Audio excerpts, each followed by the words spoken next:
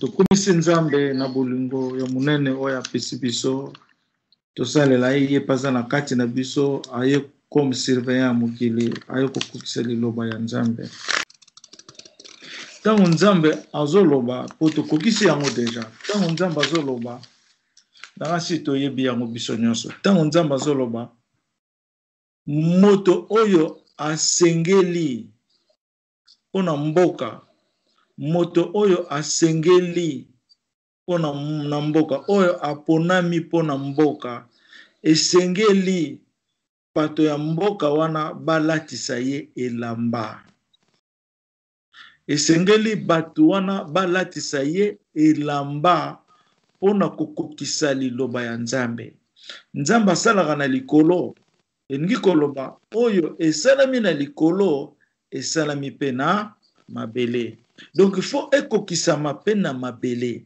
donc na likolo soki ekokisami nzambe alingi mpe ekokisama na mabele torataka makambo mingi na plan ya nzambe bolanda eloko malamu torataka makambo mingi na desine ya nzambe po tozokokisa yango na mabele te eloko nini ezosalaka biso bato tokokisa yango na mabele te nakokopesa sur le plan de mariage entre mwasi na mobali sur le plan de destinée mariage mpe ezali destinée ya bato sur le plan ya misala sur le plan ya fonctionnement ya mutu na mabele tolanda malamu me nzambe ese asali na likolo asali yango ndenge nini ntango mutu abotami nzambe sa koma livre na kati na ye plan na ye ndenge ekozalela ipona nini nzambe alobi mon peuple périsse par manque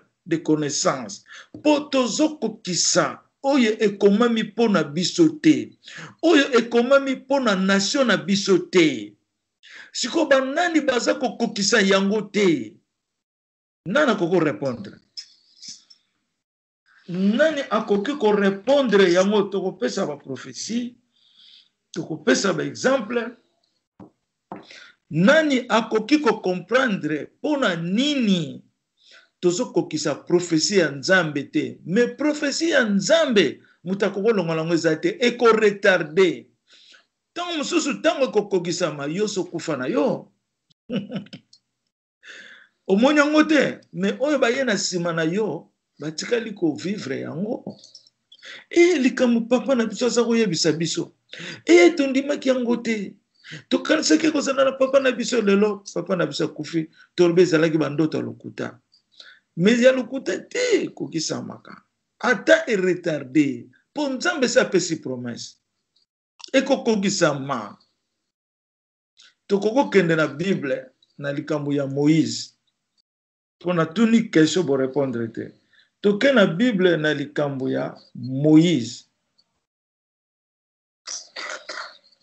nzambe apromettre moïse alakisaki ye terre sainte terre promise moïse amonaki terre promise amonaki yango me mpona nini moïse akomi na terre promise te ya mibale nzambe apromettre mpe bana israel atindi moïse kende kozwa bango libere bango okumisa bango na terre promise moïse amonaki terre promise abimisi bana israel na bowumbu alleluya Amen. abimisi bana israel na bowumbu me eloko nini esalaki ke bana israel bakoma na promese te à l'exception de deux personnes Khalid na Josué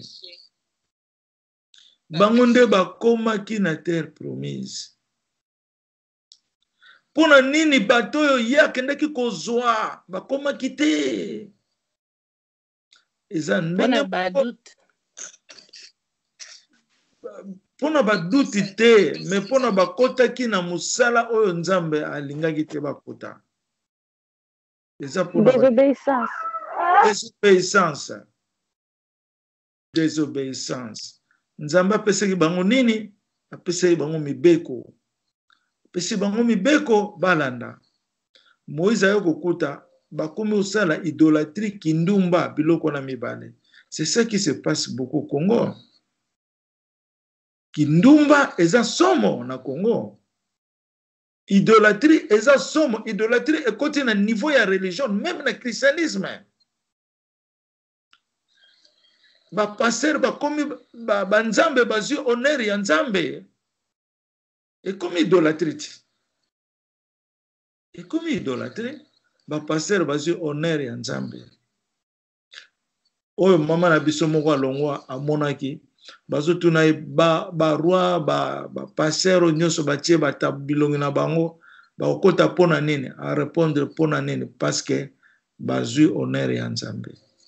Donc ba bebisi mibeko désobéissance. Tozo pesa exemple na Bible poto yeba pona nini tozo kokisa ba promesse na biso te. Nde tokende na sujet iya kokokisa promesse. Pona nini batu bayebaki mukilo bayebaki naissance ya Jésus te? Pona désobéissance, déviement, ba dévier. Tokopesa réponse mususu na tokopesa réponse na Jonas. Nzambe atindaki ye akimi alingi koyoka makambo na te. Mais akendeki kotia trouble na masuwa. Masuwa ezali symbole ya nini? Masuwa ezali symbole ya nation, symbole ya bato. Ya mwana Josué nani Jonas akendeki na bato. Pona kata masuwa ezalaki na bato, ezali na biloko ebele. Masuwa ezali symbole ya mukili. Masuwa lokola masuwa ya Noé. Biso pe toza na moment ya masuwa. Po masuwa ezo déployer. Mais yakene kokota na masuwa oyo ya malamu te. Oyo bayebi nzambe te. Po balobaki na ye yo pe sambela nzambe na yo, biso pe to sambela oyo yo ya biso. To sambela oyo yo te, mais to sambela oyo ya biso. Ozomona. Donc bazalaki na banzambe ebele, banzambe ona nini babikeko. Bazwaki trouble na kati ya masuwa. Ye abombami na ye po ayebaki ye nkolo likambo. Abombami alingi koloba te. Bayo kotuna ye yo bombami apona nini? Abi soki bobwaki nga kaka na mai to bobomi ngai biloko ndenge wana. Bokomona bokota na kimia. Deja masuwa ekoteki na trouble. Ndenge moko lelo mukili ekoti trouble au nom puissant de Jésus-Christ. Mokili ekoti trouble parce que batu ba dévier. Orientation eza lisusu te. Balobaki na Jonas, yo sambela nzambe na yo, biso pe to sambela banzambe na biso. Cela veut dire nzambe ya malongwa kuna azalaki te. Jonas mutu azalaki na nzambe ya bien, ya ngo yebisa bango teke ngai naza na nzambe ya malamu. Oya koko silisa pasi ya masuwa oyo. Ya lobi kaka te bobo mana bino ngai. Donc lui il avait accepté que mukilango ekufa nango. Asaki na ntina ya liloba te, orgueil. Mais nzambe pe amemaki ye en profondément. Et ça na lobi na vidéo moko likambo ya Jonas wana likambo Jonas eza muzindo trop. Et ça la gindene babwaki ye na mai nzambe alobi yo lukuta na yo okufa. Yango na Jésus apesaki exemple ya 3 jours de résurrection na Jonas. Akei na mai mbisi ezozela ye ya munene. Jonas akufaki. Metango mutu akufaka na kati ya motema na ye, na esprit na ye akufite. Nzoto nde mutu ekufaka. Yesu akufaki na kati ya mbisi. Mais na esprit ya nzambe acheki na kati na ye amonaki kefa senga nzambe pardon. Mais le corps ezalaki mission nzambe alingaki ye accomplir ngo. Esika tomonaka munene ya nzambe. Nzambe azongisi ye na mabele na esika ya kimaki mbisi wana ebwaki ye kuna. Pono koyeba ke nzambe azali omnipotent. Il n'a pas de limite à sa puissance. Non. Il est vivant de toutes choses omnipotentielles. Au nom puissant de Jésus-Christ de Nazareth. Exemple ya Jonas, exemple ya malamu mingi. Babwaki ye kuna ake kopesa bonne nouvelle. Mukili ngaki kufa nzamba bomangi susu mukili wana te. Pour Jonas azalaki orienté pona mukili wana. Lelo soki batu bako yeba oyo azoloba makambo batu bayokaka te. Makambo batu bamonaka te. Oyo azoloba ke yaza orientation ya mukili. Esengeli batu bayoka ye. Ata za mutali boma esengeli batu ba étudier ye. Batu ba évaluer ye. Batu bazwa temps ya ko reconnaître ye. Nzambe akolakisa ke azali ye wana na tindi. Soka azali ya lukuta nzambe ako prouver lukuta na ye. Po muta koki koloba kombo ya nzambe en 20. Nzambe ako prouver ye, ako prouver batu ke wana sokosa biso. Lelo tobandi komona oyo ba bimi, ba démon na place ya batu solo. Baza kozonga na mabele. Bazo koka lisusu te. Bakomi complètement détruit. Bakomi les morts vivants 2 fois. Et komi kaka 3 fois baza la susu na miso nzambe te. Alors, toke susu na exemple mususu tolobi ya Moïse. Nzamba lakisaki Moïse terre promise. Mais Moïse amonaki yango te pona nini? Boyebi kuna pona nini Moïse amonaki yango te? Moïse abandaki pe ko se comporter na ndenge ya la chair. Et puis peuple azalaki nango. Balingaki koyokela Moïse te, fallait même ba bomaye. Mais bandaki ko pesa Moïse kanda mingi yango naza ko beta ba tablette wana na mabele po panzana. Yango no mondi place nzamba sepela kite. Nzamba za ko sepela te parce que yango na musala nzambe il faut ozala toujours soumis, obéissant, hein, na bolingo, quel que soit ndenge ba problème tozozwa, to kipa ngote. Ata bazo boma o baza pembeni na biso, biso to kipa yango te. To obligé nzambe te parce que yo za serviteur nzambe, que nzambe faut limiter na likambo boy. Non, to za na biloko wana te. To senga kaka mawaya nzambe. Pourtant tozo luka o nzamba lingi biso to lingi nzamba salela biso toza pe ko bloquer plan ya nzambe. Tango to lingi kaka feza la boye ezala kaka boye tozo bloquer plan ya nzambe. Me malamu to kende na mawa ya nzambe. To lelela kaka nzambe. Ata soki to lingi likambo to lingi me to kende kaka na mawa na nzambe. Amen. Amen. Donc, essengeli to comprendre pourquoi ba plan na biso na ngena kende na mariage sikoyo. Tokena makambo ya nation na pese exemple ya Jonas, exemple ya Moïse, to pese pe exemple ya Congo tokoya nango après. Na kena na makambo ya mariage. Toye kozwa secret ya mariage. Nzamba lobi, ye moko Yesu Christ aza ko enseigner biso. Pourtant, on a nazolo baba tuninga kombo na yo na ninga bi kombo na nga Jésus Christ de Nazareth. Na yebaki ke Yesu nde azolo bana kati na ngai. Donc message o Jésus nde alobi yango. Jésus nde alobi message eza très important. Il faut te sauver avenir ya bana na biso, ya baleki na biso, ya bakoko na biso. Tola nango malamu po eza naza ko enregistrer ngo to ko chango na net. Nzamba lobi soko olingi obala mwasi. Luka chiffre na yo oyeba chiffre na yo eza kingandi combien?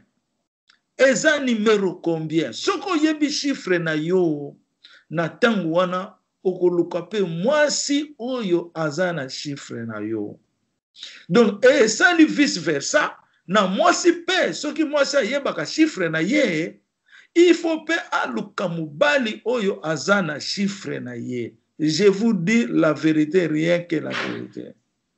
Loi oyo yebiso déjà c'est to bala to bota déjà. To koli ba mususu pe bazwi ba engagement déjà. Ba ko changer ba engagement te. Mais nzamba tindi loi oyo pona venir ya lobby. Mais nzamba pesi biso pe procédure oyo ezali facile. Pour adapter toko ki sa ba chiffre ata ba chiffre na ekokani te na biso ba tutoza ba marié apesi biso donc nzambe aza trop facile aza trop munene mais sikoyo tango tozwaki révélation wana tozwaki yango année passée si je ne me trompe pas ou bien eleki ba 8 mois 6 mois boye bato mingi batuninga bongo ndenge nini tokoyeba chiffre na yo ezali boye eza boye tokoyebela ndenge nini. Alléluia. Alléluia. Amen. Ah, Amen. alors donc na yango tobandaki koméditer nzambe ayoki mawa ayokolakisa biso bashiri tozalaki na Bruxelles totaleni maboko mais totalisanaki maboko mpona likambo mariage te nayebi te soki tobosani totalisanaki maboko po te mbaka yo oza na banzela boni yo oza na bashifre mais or ke ezalaki bashifre yango wana tozotala ntango naye kozonga naye kolota ndoto nazotala chiffre ya mwana mwasi moko boye ntango nazotala chiffre ngabi nzambe alakisi nga mpe ndenge ya kodetecte chiffre wana ngabi donc chiffre il faut wuta na yo moko donc ezowuta na maboko na yo na tele ngabi tala mwana mwasi o chiffre na ezoconvenir na chiffre na ngai ekepe identique ndenge nalobela na ndoto ndenge pe esalami physiquement mais nzambe apesa kaka exemple tala wana kuna aza chiffre na yo mais nga deja se na bala ye pa aza na fiancé mais ozomona ke okoki koboma libala na yo te mpo nzambe alakisi yo za chiffre mosusu na mwasi na yo soki ekutani problème eza te mais siko nzambe aye ko alléger soki yo zali chiffre 6 8 exemple mwasi na aza chiffre 3 to mwasi na leki yo nzambe apesi système oyo ya kokokisa chiffre ya yo na mwasi na yo ezala ensemble. Amen. Amen. Sikoyo wana ekomi ba etidi mususu tokobanda kokota ngo malembe mais eloko eza mama ya likambo ezali pona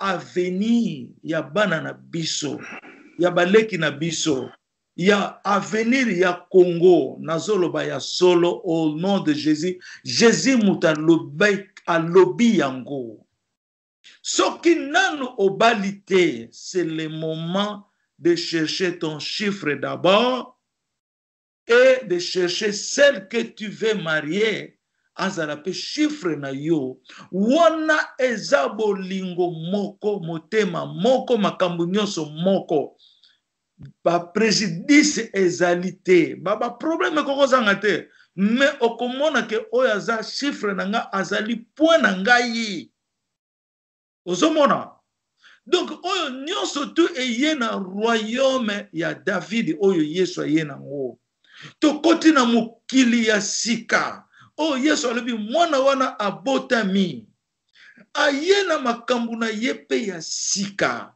oyo ezala te depuis mokili esalema. Donc Jésus a réservé le Père a réservé le royaume de Jésus na makambo ya kitoko ya sika na développement oyo tout ozoloba ezali par ya développement par batu bazala na mabaku te toyebi date de naissance oyo nyonso ezali pona nini pona kolakisa ke succession ya Jésus ese komi da mokili eye kobeta Adam na Ève to comprendre yango bien. Exemple wana ya mariage ezolakisa que Jésus-Christ nous est parvenu avec des secrets qui n'ont jamais été existés et lui-même dans la Bible a notifié mbaloba oye komama na motema ya Nzambe na livre na ye avant la fin du temps likolo na mabele ekokoya kate soki liloba wana ekokisami te au nom puissant de Jésus. Omoni kisiko toyebi kotanga ba misapi na kati na bino boza kotindela nga ba ma misapi na bino nazo tala esela monde pe mama moko aza na chiffre 6 kabi wa 6 yo oza na création ozomona donc batu na batu tsiko to komi kotala ba nombre mais elingo lo bateke soko oza na oyo lingaka aza chiffre mususu aza mosono te eza volonté ya Nzambe alingaki toyeba yango na temps oyo elingolo bate ke soki boza chiffre moko te aza mobali na yo te aza mwasi na yo te. Pourquoi? Parce que siko tokoti na monde ya sika, mokili ya sika eyepe na makambu na yango. Ozomona siko eloko eza important, tokoti na mokili ya sika eyepe na makambu ya sika. Yango na mutu akokoki kolongola volonté ya Nzambe na mabele te ata na likolo, ata angelo mo akolongola ngo te. Tobandi ko vivre déploiement ya royaume ya Jésus na mabele na Emmanuel. Ozomona siko na zongi na Congo, lelo vérité ese monani na Congo. Pona nini Congo est réussir te? Parce que Congo ezali le pays de promesses ya Nzambe na Afrique mobimba. Israël eza nation ya Nzambe tolobaki yango lobi, eza race ya Nzambe, eza peuple ya Nzambe. Nzambe aza race israélienne, aza d'origine israélienne, parce que eza race na ye. Alobi ça c'est mon peuple, ça c'est ma race. Ça c'est ma race. Nzambe alobi ça c'est ma race. Soki Nzambe alobi ça c'est ma race, ngolo banini. Ça c'est mon peuple, ngolo banini. Soki Nzambe alobi ça c'est ma race, c'est que Nzambe aza israélite. Amen. Amen. Amen. Soki Nzambe alobi ça c'est mon peuple, c'est qu'il est le Dieu de l'Israël. Na mokila poni kaka race moko peuple moko o ezali soda na ye, policier na ye na mabele eza Israël. Mais tala ndenge ba détrôner Israël. Pona nini ba détrôner Israël? Israël eza na symbole ya étoile du ciel. Pona nini ba détrôner Israël avant Jésus abotama? Pona nini? Parce que ba dévia ki loi ya Nzambe, ba kendeki na bikeko, idolâtrie, na bakindumba, na makambu bele. Yangona le 4 vents du ciel a fait disperser le peuple de Dieu. Na mukili mba panzani. Mais lelo Christ Jésus a ekufa pona peuple ya Nzambe. Sikoyo fo makila ya Nzambe e déployé na mitema nyonso. Na circulation ya peuple nyonso israélite po liloba ya Nzambe ekokisama. Na zongi na likambo na loba ki liboso. Nzambe soki apesi promesse na ye, ekokokisama, to linga te, ekokokisama. Mais apesi promesse wana na peuple moko, peuple israélite. Mais pona nini promesse wana ekokisama kite? Lelo Israël bazwa yango na bato mususu. Lelo Afrique ekoma ba poche ya bato mususu. Ekoma poubelle ya bato mususu. Ekoma mai na bango. Ekoma ba plaisir na bango. Mindele na mamboko na bango basala ka corruption te. Mais baza na discipline. Tanga ba komi na Afrique, bandimi kozwa corruption ya ba président africain. Bandimi ko partager mbongo ya Afrique. Bandimi ko yiba Afrique. Ba catholique, ba science occulte, ba nini, baza ko bénéficier na richesse ya Afrique. Donc Afrique c'est là. Mais promesse le kola et l'Obama qui. La prophétie doit être accomplie. Accomplie. Et kolongwa kati. Yango mone na yebisaka bino tango nyoso na lobi moi je respecte beaucoup la parole de Dieu. Que oyo Nzamba lobili muninga, je crois à ça et puis je le supporte à cause de cette prophétie. Lelo soki nga na moni mama mondembe azopesa biso lipa ya gâteau, donc na yede ezali prophétie oyo Nzamba azosala na kati na ye akokokisaka yango. D'une autre façon ekokokisamaka. Amen, amen, papa, amen. Ata mama mondembe balongole musala, akomi chômeur, azolela. Mais na yebi ke prophétie na ye ekokokisama. Donc nazo telemela Nzambe ke prophétie na ye amona yango avazonga na yo Nzambe. Wana eza rôle na ngai. Rôle na nga oyo Nzambe alobi to tindi bino to komisa bato na destiné na bango. Alléluia. Amen. bato ba raté destiné na bango te ekende na bana na bango te na bakoko te mais bango moko ba vivre yango. Ça c'est Alléluia. Amen. Amen. Amen. Ça c'est notre objectif. Mutu a souffrir a moni promesse azongi na mabele. Pona nini ozongi na mabele o moni promesse na yo te. Photo soso na malamu. Yango wana pasteur bobaso tuna ngai mais oso pesi promesse et kokisami te pesa date oh lobi bo compliqué nga bi jamais okoki ko dévier ngai te na liloba nzambe. Tu ne peux pas me dévier. Je maintiens ma position de parler par la parole de Dieu. Mutu akoki ko dévier en côté. Non. Dieu ne m'a pas donné la promesse, mais Dieu nous a donné la promesse. Mais il y avait une seule date, il y a 2015. Et Dieu, par son amour, nous a parlé. La raison par laquelle cette date n'a pas tenu lieu. La raison était parce que j'avais vécu que 5 personnes. Mais Dieu voit qu'avec la grandeur de la promesse, 5 personnes n'ont pas tenu l'alliance, le nombre d'alliances de Dieu. Dieu veut que toutes choses marchent par l'alliance de Dieu, par la manifestation, par l'amour de Dieu et l'alliance de Dieu. Nde yangona nzambe azomona ke ekokisami te. Yangona nzambe a changé date. Mais la promesse est toujours là. La prophétie est toujours là. Même que ça retarde, mais ça va s'accomplir parce que c'est la parole de Dieu. Dieu a dit toutes ces réalités, toutes ces pensées doivent être accomplies. Ce qu'il a pensé même au moment de la création, avant le commencement, qui sera plus loin, après, ça doit être accompli. Et puis Emmanuel Oye Atindi, Nzambaza na 4 rôles. Il y a accomplissement na ye na biso bato. Mais après ce biso, premier rôle na ye. Alors, le premier rôle, le Saint-Esprit accomplisse la mission de Dieu. Dans un moment, il y a Saint-Esprit oyo Jésus atindaki. Jésus a yaki pour nous porter la parole de la lumière du royaume et donner son sang pour que nous soyons sauvés. Il a sauvé le monde à ceux qui croient en Dieu. Il a sauvé le monde. Emmanuel a yé pour accomplir la mission de Dieu par la rédemption de Jésus-Christ de Nazareth. Yangwana Yesu azobenganga ozali mokokisami. Parce que le Saint-Esprit marche en moi, est intégré en configuration à Elinzeza. Un homme de la chair, Asa esprit en Dieu sur la terre, un homme de la chair et spirituel. Que Dieu l'appelle, tu es l'accomplissement de ma parole.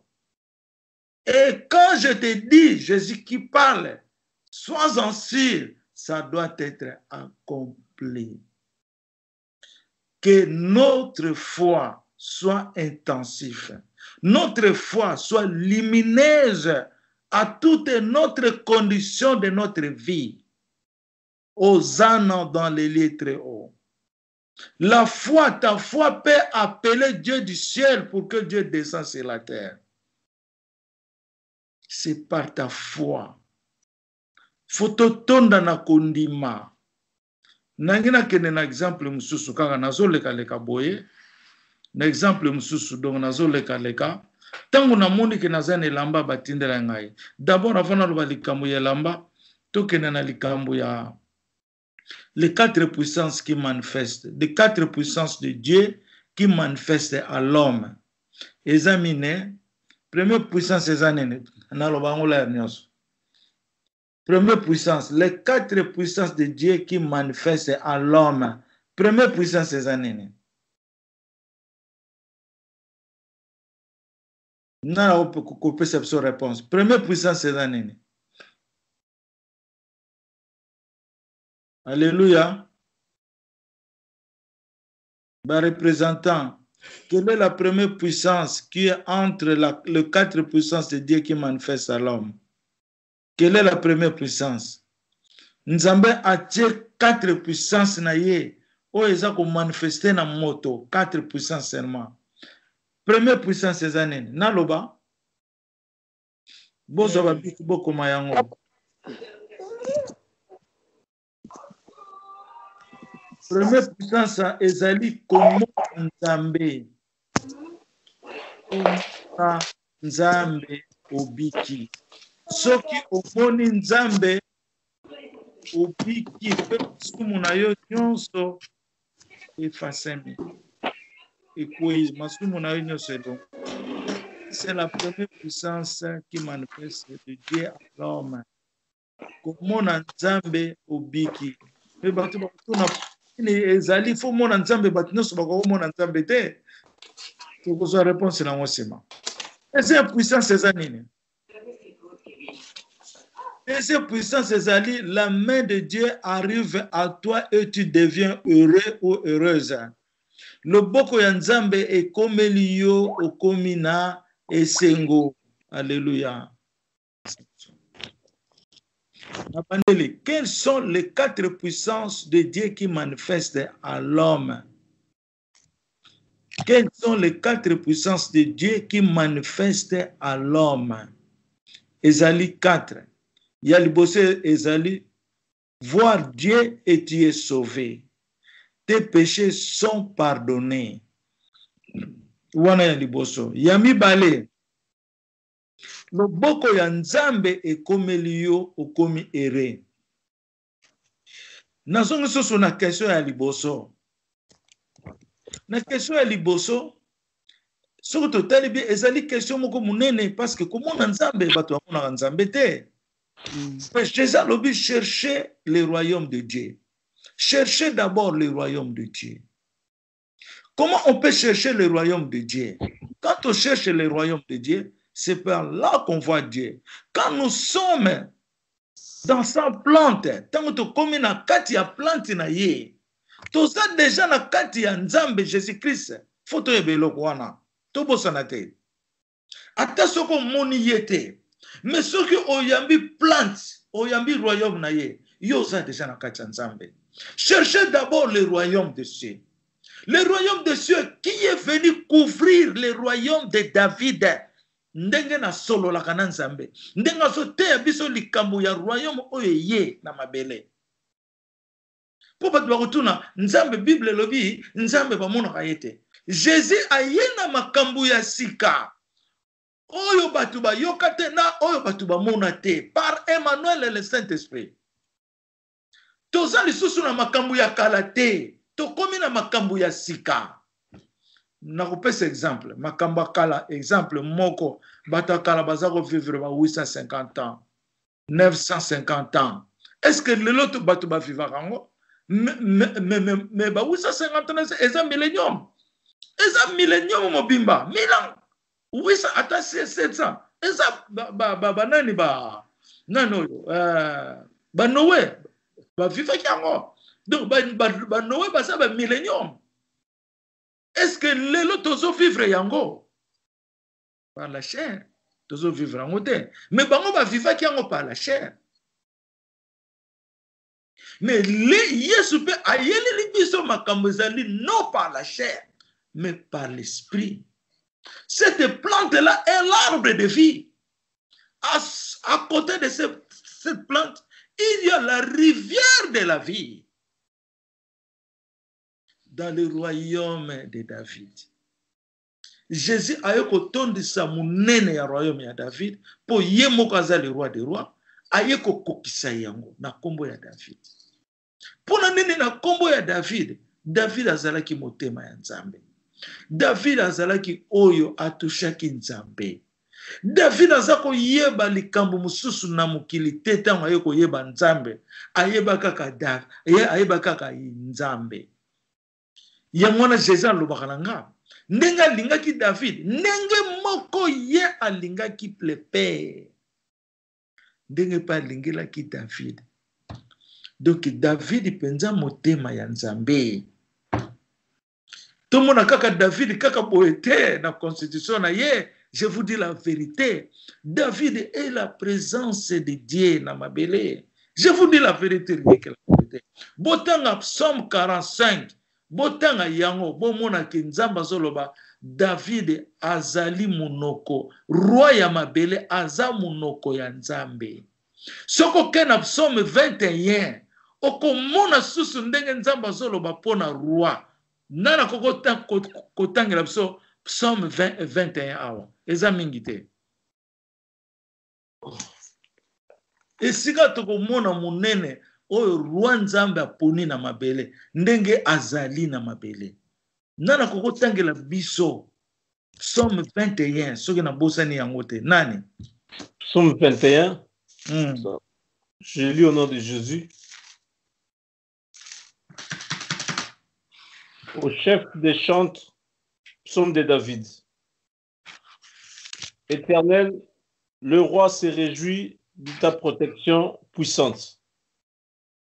Oh, comme ton secours le remplit d'allégresse. Tu lui as donné ce que désirait son cœur. Amen. Et tu n'as pas refusé ce que demandaient ses lèvres. Car tu l'as prévenu par les bénédictions de ta grâce. Tu as mis sur sa tête une couronne d'or pur. Il t'a demandé la vie, tu la lui as donnée. Une vie longue pour toujours et à perpétuité. Sa gloire est grande à cause de ton secours. Tu places sur lui l'éclat et la magnificence. Tu le rends à jamais un objet de bénédiction. Tu le combles de joie devant ta face. Le roi se confie en l'Éternel et par la bonté du Très-Haut, il ne chancelle pas. Ta main trouvera tous tes ennemis, ta droite trouvera ceux qui te haïssent. Tu les rendras tels qu'une fournaise ardente. Le jour où tu te montreras, l'Éternel les anéantira dans sa colère, et le feu les dévorera. Tu feras disparaître leur postérité de la terre, et leur race du milieu des fils de l'homme. Ils ont projeté du mal contre toi, ils ont conçu de mauvais desseins, mais ils seront impuissants. Car tu leur feras tourner le dos, et avec ton arc tu tireras sur eux. Lève-toi, Éternel, avec ta force, nous voulons chanter, célébrer ta puissance. Amen. Amen. Bomoni kembo oyo Nzambe atie na roi na ye. Royauté wana eza ye moko Yesu. Me Yesu aye na royauté wana na mabele na tango ya suka, na royaume ya David. Donc Yesu aye kofanda na kati ya David. Po David asalaki musala na miso ya Nzambe. Nzambe alongolaki masumu na ye ya mabe asalaki. Aye kosi rachete alobi te oyo nasalaki ezalaki malamu te. Nzambe alimbisa ye. Natangaki na classe, David a fait 4 péchés ya mabe na miso ya Nzambe. Nzambe pe afutisaki ye 4 péchés wana. A subir les 4 problèmes na kati ya vie na ye. Bokonzi na ye longwaki, mwana na ye abomaki mwana na ye, ezalaki terrible. David azalaki na ba situation 4 ya minene, babe yango na anglais hypothèse, bablo moko ndengo. Ozomona, metanga ye ko comprendre, azongi na Nzambe akomaki mutu mususu. Ndenge Nzambe alobaki nanga, mutu aza exceptionnel te, mais ce qui esprit ekoti na kati ya mutu akomi exceptionnel. Alobi David tango molimo sante kotelaki ye, David akomaki mutu mususu. Azaki lisusu mutu bayebaki na tango na ye wana te. Peuple israélite balobaki na ye tango bazo onye, balobi yo zali nzoto na biso, oza motema na biso. Tango bazo onye David ya 3e fois, soit 2e fois. Alors, yango moni photos à la parfait devant Dieu. Toza toujours l'enseignement, il y a les 4 puissances de Dieu qui manifestent à l'homme. Yango na tolobi, la première puissance qui manifeste à l'homme, komona Nzambe. David amona ki Nzambe, amoni Seigneur na côté droite na trône afandi du côté du Père. Amonaki ye alobi amonaki ye. Job na Bible alobaki je te vois maintenant. Je t'ai entendu maintenant, je te vois. Papa ça Jésus mingi na Bible obato amoni nzambe. L'Ancien Testament ezolobaki kokomona nzambe te. Mais nzambe za na limite te. Na pesa rabino exemple moko. Soki yozo kende na nzela ozo conduire. Et comme na moment ya feu peli rouge ko kende te. Mais roulage à lobby, to policier à lobby, leka, malgré les affaires, roulage à zoloba, bon leka, bon continuer, bon kolandanani. Bon peut sa réponse. Bon kolanda fait ou bien bon kolanda ordre ya roulage be ya policier. Bon peut sa réponse. Roulage. Tokolanda ordre ya roulage. Pona nini ordre ya roulage? Parce que roulage ne mutasala loi wana. Ye mutasala loi wana. Apôtre Paul le tango amonaki Jésus mise kufaki sikoyo fo bakende na apôtre Paul ne sika moko bachai maboko pona epanse ya serviteur ya Nzambe. Mais serviteur wana monaki ke allié eloko bango balia kate na kati ya ndoto. Alobi azolo tandoto allié eloko yo ye alia kate. Mais Christ a fait ce qui ordre alobi sala ye simba ye. Po ba yeba ki apôtre Paul aza suspect na kati na bango, aza ennemi. Donc il faut accepter ye. Mais ye na kati ya ndoto alotaki ke azolia eloko oyo alia kate. Mais muto asala loi alobi yamba ye simba ye. Yangwana tozo toyeba ke la grandeur de Dieu est dans la limite. Attends, Nzamba alobi muto akoko mona ya zate. Mais Dieu seul qui peut décider, changer, peut sa décision. Nzambe kaka ye moko, Abraham ayambaki les trois serviteurs, ayebaki teke Nzambe zaki na kati. Mais tant Nzamba bano solo, ayeko mona ke Nzamba zalaki accompagné de deux anges. Et puis les deux anges là, oh Nzamba tindeki bakende ko libérer famille à l'autre. Osomona. Donc tu peux okoki komona Nzambe d'une manière, d'une autre façon. Et ça seulement dans la physique ton unité. Mais au monde Nzambe par ta foi, na bolingo, au monde Nzambe. Na bolingo na yo, au monde Nzambe. Amen. Amen. Alors, yangona de tolingi toloba première loi to mona ngweza makasi première manifestation pardon. To mona ngweza makasi mingi parce que komona Nzambe na komona ndegene. Mais Nzamba lobi soko moni. Yes. Opiki pe masumu na yo elimbisami. Yami bale Nzamba lobi place yo moni ye. Esika oyo yo moni Nzambe. Sala elembo. Tia elembo sika wana koma na mona ki Nzambe awa. Ezala lieu sacré. Ezala sika moko bato ba tiango kindumba te, hôtel te, désordre te, mais ezala lieu secret tiango elembo. Jésus lobi na ngai. Esika liloba ekomelaka mutu. Ata mutu wana akufi bakundi ye. Me liloba ekufi te liloba etika liwana. Liloba ekotika la wana seko na seko. Po Nzambe aza liloba aza éternel. Nzambe aza éternel. Tokei na oya mibale. La deuxième puissance de qui manifeste à l'homme comme on a le boko ya Nzambe komelio. Ce que le boko ya Nzambe komelio o komi ere. Oye na esengo. Tokoko pe cet exemple. Ozala ki malade, tellement malade. Omoni yeso ayelelio. Boye boye. Omoni basambelelio. Yo moko po sambeli. Surprise moko yelelio. Signal kaka ye kaka obiki. Olamuki pebo obiki na yo. Wane ngoloba loboko ya Nzambe ekomelio. Amen. Ou bien toke na okaka na ba maladi to na nini? Toke na ope na positif ya bien que ozoka musala te, obalaka te, mwana zoya te, tout ça. Mais tango loboko ya Nzambe ye po aza docteur, ayeko traiter yo, ayeko komisio na destiné, okomi na destiné na yo, okomi ere. Ah loboko ya Nzambe komelaki ngai. namona ki loboko nzambe ekomela kinaya. Alléluia. Amen. Tokei na troisième point. Nzamba lobi ye asalaka biso tozala ba héros na ye. Ndenge tomonaka ba sculpteur basalaka bikeko azango asali forme oyo esimbi te a changer forme ndenge nzamba sala biso.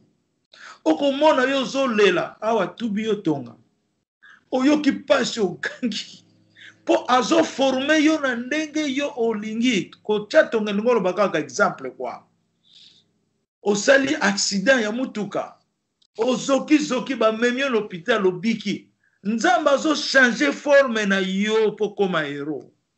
Amen. Osala ki examen na musala ozuite balongolaka yo na musala okende na musala oyo esimbi te okende kote oyo esimbi te nzamba azo modifie yo azo changer yo po okoma héros. Ndenge nini nga nazotikala kaka na même position te baninga na nga bazokende bo bango bazobala nga nabalaka te ndenge nini nga nabotaka te ndenge nini ndenge nini nga naza bo nzambe aza komodifie yo azo changer parce que ntango azo kosimba yo okosouffrir eza bisengo te. Wana ezali troisième point ya manifestation ya puissance ya nzambe à l'homme. Sikoyo soki asilisi yo atali sikoyo na prévoyance na ye atali na volonté na ye elobi na ye ke osali muto malamu na lero wana a déclaré yo okomi héros. Donc troisième puissance ezali kokoma héros ya nzambe na mokili. Héros musala na ye eza nini? Héros musala na ye ezali kobikisa bato. Musala na ye ezali kobikisa bato na niveau nyonso oyo nzambe aponeli yo selon la grandeur de ta mission.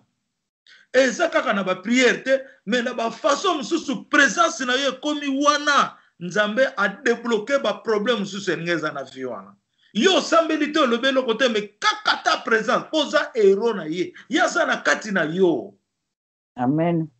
Eza na kaka te ke photo sambela amen. Non, aussi la présence et la lumière de Christ à nous. Amen. Oza héros na ye oza héros. Eza na ba docteur médical mususu ba sala opération bomata mutu te. Baza alors nga soki na simbi yo échec eza kaka 1%. 99%. 99% eza toujours victoire. Gaza ba héros nzambe. Eza kaka na sens ya église bon non. Le royaume est partout. Le royaume est parmi vous. Emmanuel est avec nous, qui signifie Dieu est avec nous. Na dimension ya vie nyonso. Na mabele, na likolo, toza na Emmanuel, na muto ayebi Jésus Christ de Nazareth. Amen. Wanande ezali symbole ya héros. Nzamba komi oza héros na ye. Yango moni ba démon tango bazomona yo na étoile wana baningi ba longolo na mokile. Ba banda ko menacer yo ko bundisa yo l'air nyonso. Ba problème na yo za ko survivre malamu te parce que oza héros, oza na lumière ya héros, okotika laka héros. Osambeli pe pona batu bazo bika poza héros. Ça c'est la troisième forme ya manifestation ya puissance ya Nzambe. Potozwa quatrième puissance ya Nzambe. Ça nous a pris 6 mois pour nous faire Nzambe apesa biso. Boyebi ngai système nanga yango wana. Soki Nzambe yebisenga likamu na mona ngeza ndambo. Nasaka na kimia te Nzamba ko kiselanga yango. Tango yozo pesa nga lipa, opesinga manteka te, opesinga tite, to miliki te, nazomona na za complet. Ozomona. Donc ngala ngina mona yo ye nanga epai nango za complet. Na ngina mona yo za incomplet epai nanga. Nga pepa ya Nzambe tango Nzamba lobalanga tango Nzamba kati esalanga kimia te nako bando ko kanisa Nzambe lobaki ne nako tungisa Nzambe tango so na fande na mawana Nzambe ba seri moko na ko bosa na bo Nzamba répondre nga to lobaki likambo ya mama mete na kino wana bongo sikoyo na gombe kuna nazana batu te banyoso bazaka kote mama mete na kaka Nzamba lobi nanga bino tu bo kutana na njili omoni Donc nzambe a répondre directement ozomona. Bon siko toke na 4e manifestation ya puissance ya nzambe na biso bato par la puissance de Saint-Esprit. Nzambe ayoko pesa biso réponse 6 mois après parce que yango ezalaki vraiment majeur pour nanga. Nzambe apesa nga kaka 3 mais ya lobaki 4 et puis na tuna ki nzambe ba 4 points ngo yosoro baba titre nango ezali nzambe lobi titre nango ezali la manifestation des 4 puissances de Dieu à l'homme. Yeka comme ta pesa ki titre. Ponga na zolo bakaka ba puissance nzambe na mutu eza 4 mais titre nango eza ndenge lokola livre to sali ya Congo na tuna ki nzambe te na bando kubunda na koluka titre nazo bunda na yo kaka nzambe lobi la rédemption du Congo ozomona. Donc yemoko papa apesi titre donc asa ko compléter biso makambo bela blagite ozomona. Sikoyo 4e ezali nzambe lobi soki alatisi yo elamba ozwi titre ya vina yo na mabele na mokilo. Amen. Soki ndenga latisaki nani Joseph titre ya gouverneur. Mais Joseph amonaki yango aza mwana moke 15 ans avant ke bandeko na ye bafukameli ye les 11 étoiles bafukameli ye nzambe déjà sapesaki titre wana. Akomaki gouverneur tanga zolota ndoto wana. Nzamba latsaki elamba. Akokisaki pe yango. Et puis esuki kaka wana te. Na kati ya famille ya les 12 tribus ya Israël. Joseph aza financier aza économiste. Yango no moni na royaume ya Yesu na David. Il faut ngana lata couronne ya Joseph. Pona kokisa volonté ya nzambe na développement ya Congo. Na fandi na trône ya David, bokonza David, mais ça kaka roi, mais sikoyo mbongo pesa nécessaire na trône wana. Mikili bako yaka na bambongo na bango na Congo, tokozo ba secret pa ya bambongo eza caché. Na ba po eza makambo ezo kende na ba net na ngi ko koloba ba secret wana te. Ozomona. Ndenge na mona ville munene na sa mabele kuna na Congo eza mboka déjà bato bazo vivre eza makambo nyonso nzamba benga yango bijou eza mboka moko tango ekomonisa maboye na mabelo bato bako comprendre te technologie nyonso esalama makambo to esalama sala ngana mona ba biloko wana ça fait longtemps oh ba film ba ko sala na nani soki wagata na nani na Hollywood mais hier après biloko na ngasala mona ko ba 10 ans déjà avant ba olude kaka ba 2 ans oye ye ba waga biso so to mona ngo déjà kala. Alléluia. Alors donc yango no monike mindele pe basa bataba recherche au mona to zoro bana lingala mais ba fandi baza ko étudier yo bazo so makamu na yo sans le savoir do ba obimisa ngo basa no ba image yo monike za bango meza bango teza biso bango musala na bango ko tricher kaka.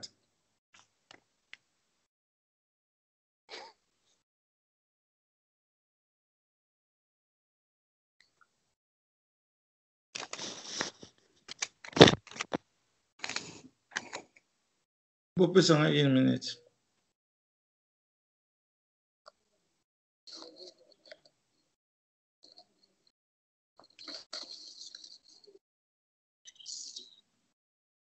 Alors, donc, il y a un qui na bolingo ya nzambe.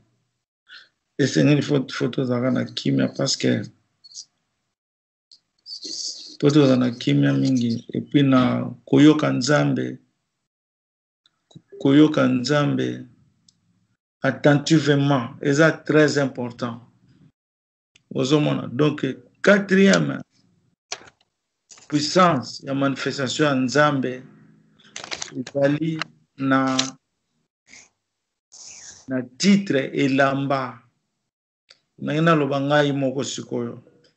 Tango nga nazomona nazane lamba, tango Nzamba zoloba, ke moto oyo asengeli pona mboka oyo nzamba poni ye pona mboka oyo esengeli o bazobenga le don de Dieu asengeli pona mboka esengeli bato ya mboka na balatisa ye elamba po elamba wana eza titre ndenge balatisaki David aza oya nzambe mais na mboka wana pe na Israël balatisaki ye pe titre na likolo ya oya nzambe nde yango na bino pe bosalaki na elinzeza na royaume ya David bokokisaki ndenge nzambe asalaki yango na lelo oyo royaume ya David eza reconnu na likolo pe na se ngai na likolo ba angelu babenga ngai symbole ya Joseph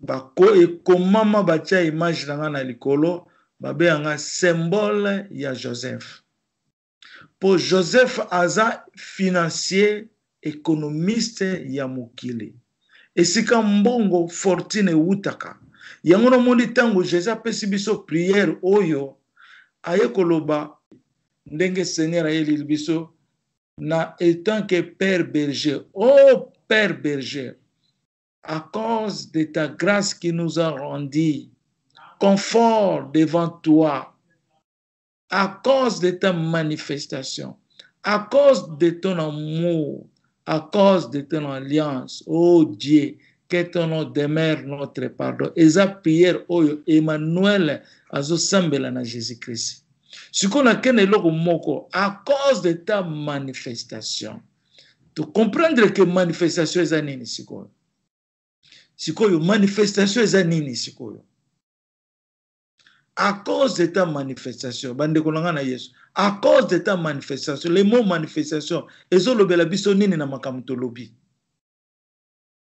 touti koloba les 4 puissances de Dieu qui manifestent à l'homme il y en a 4 puissances faut bolanda malamu penza yango na Jésus il est biso étant père berger alobi à cause de ta manifestation c'est la manifestation des 4 puissances de Dieu à l'homme Nzamba manifester rôle il y a 4 puissances na ye oui bien sûr par la puissance du Saint-Esprit mais faut que na ordre et hiérarchique nango les 4 puissances de Dieu qui manifestent à l'homme. Yangona Yesu na prière azoloba. À cause de ta manifestation, Emmanuel azosambela na Nzambe. À cause de ta manifestation, à cause de ton amour, à cause de ta manifestation, à partir il y a les 4 puissances de Dieu o esali mukili o Nzambe azokokisa na biso na mukili yo.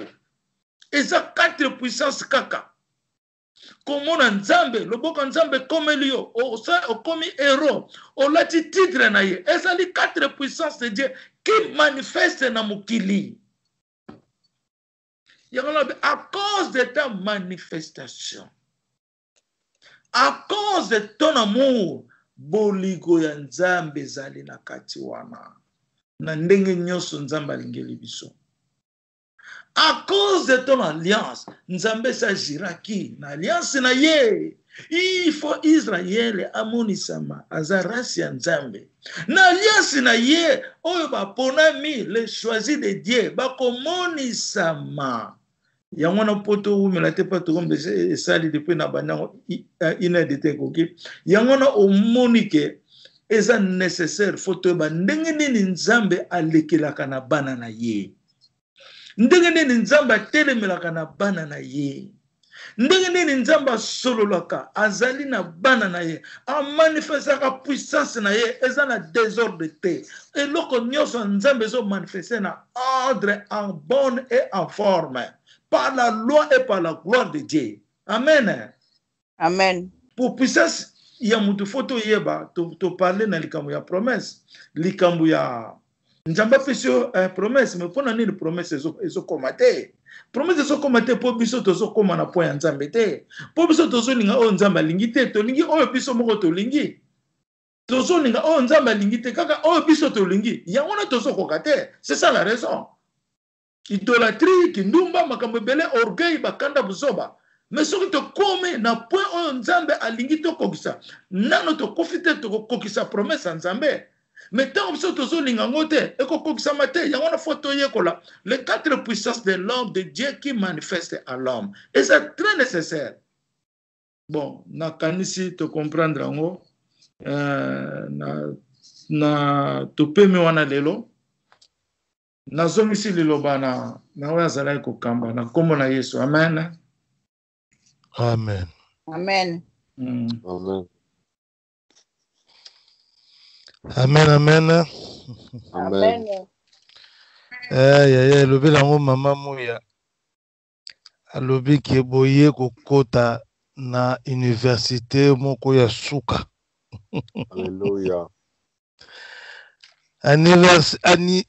Université oyo ezomema bato na connaissance divine.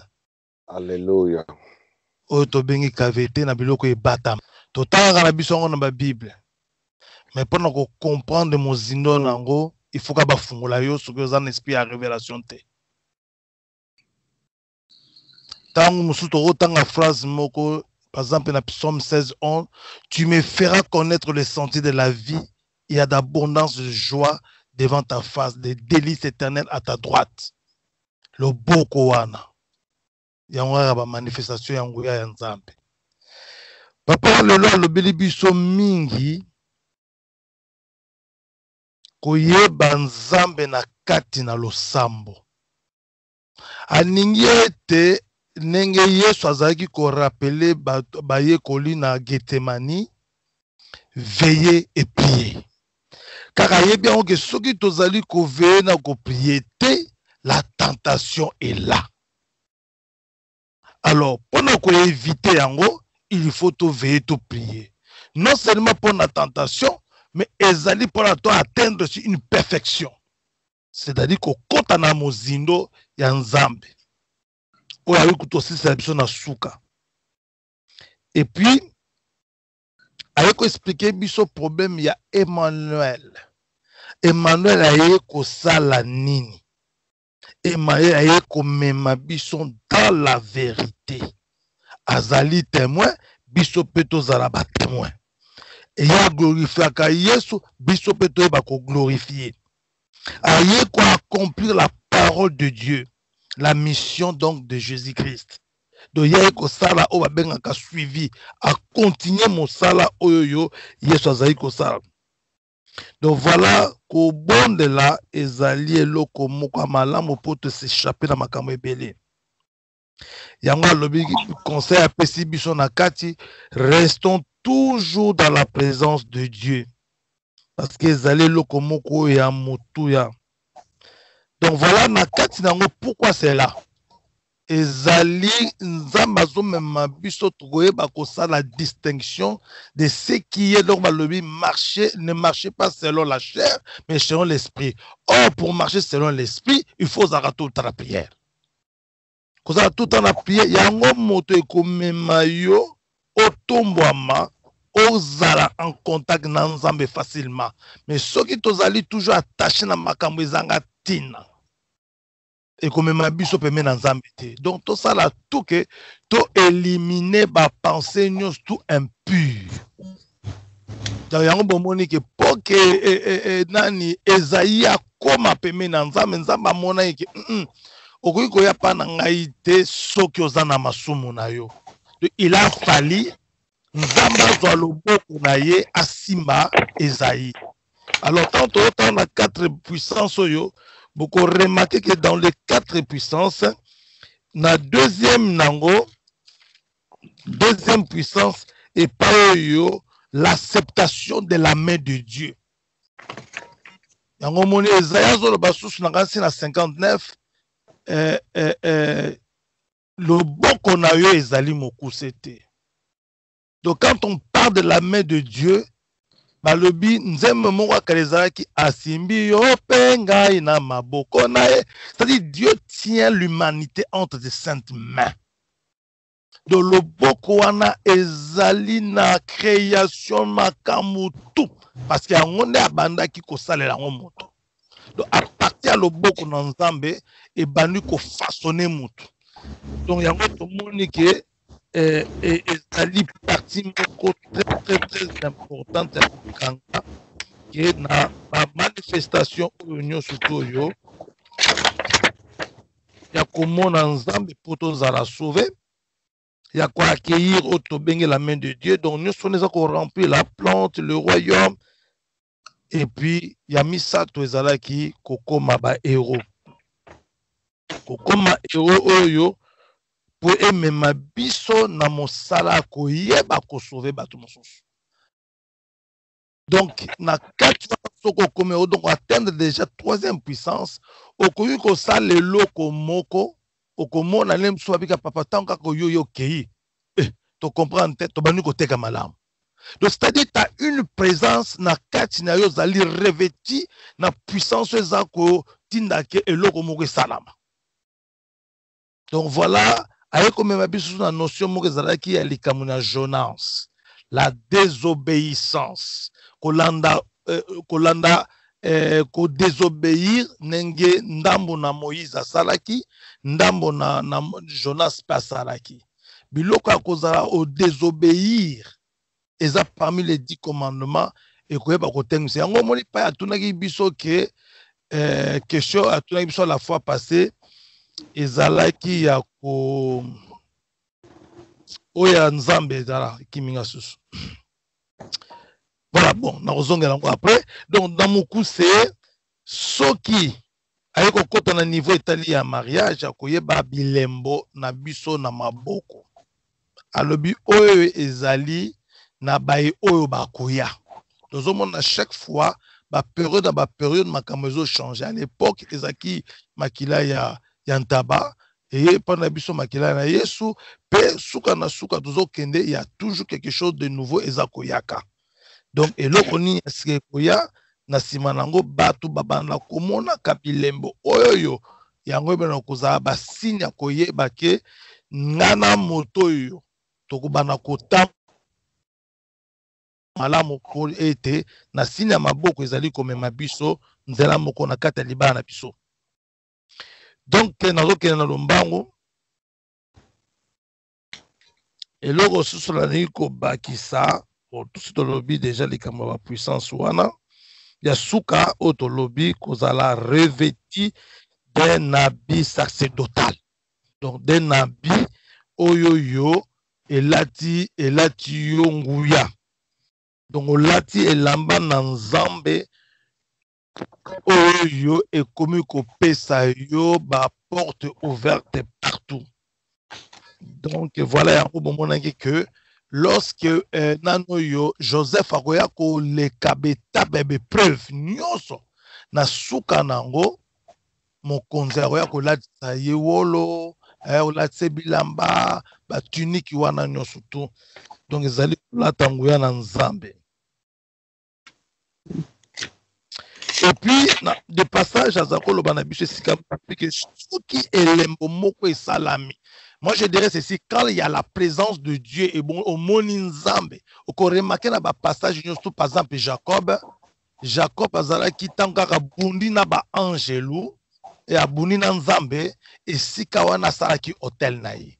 Donc, un lieu de reconnaissance. Loko la nzambe amaraki et loko moko tango ba Josué ba kadisaki mai na Gigal.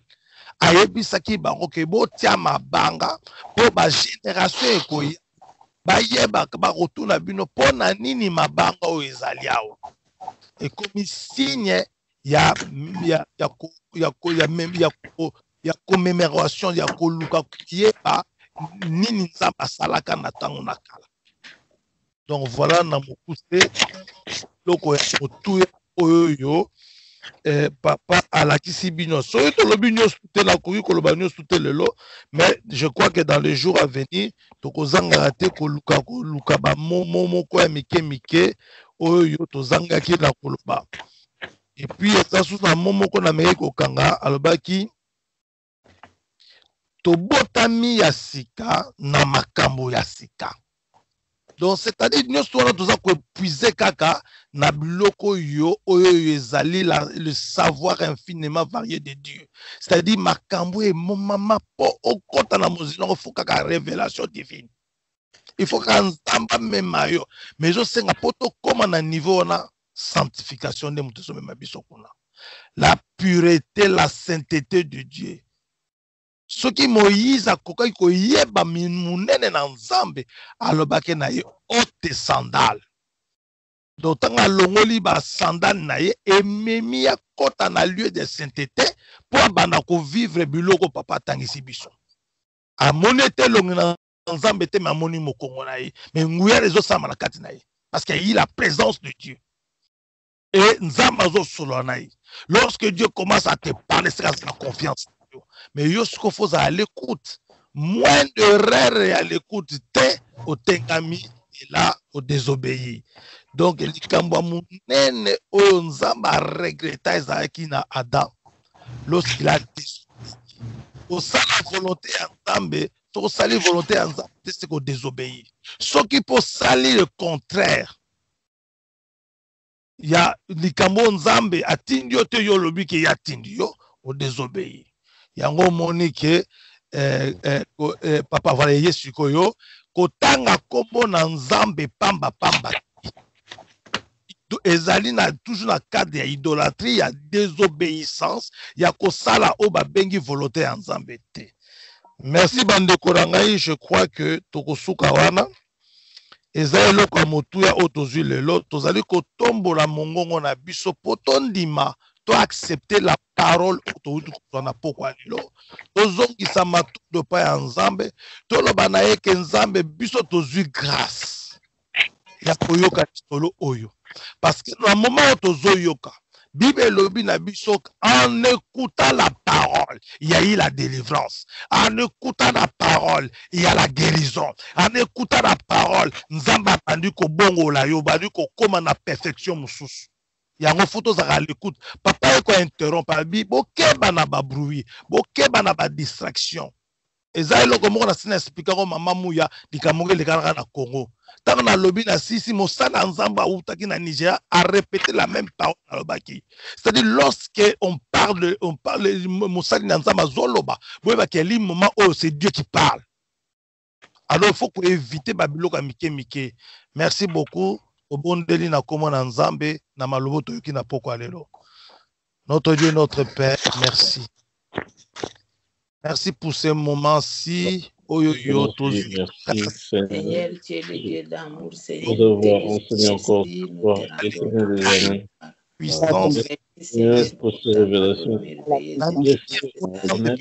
Nous n'avons pas accumulé, nous n'avons pas la capacité de le revoir.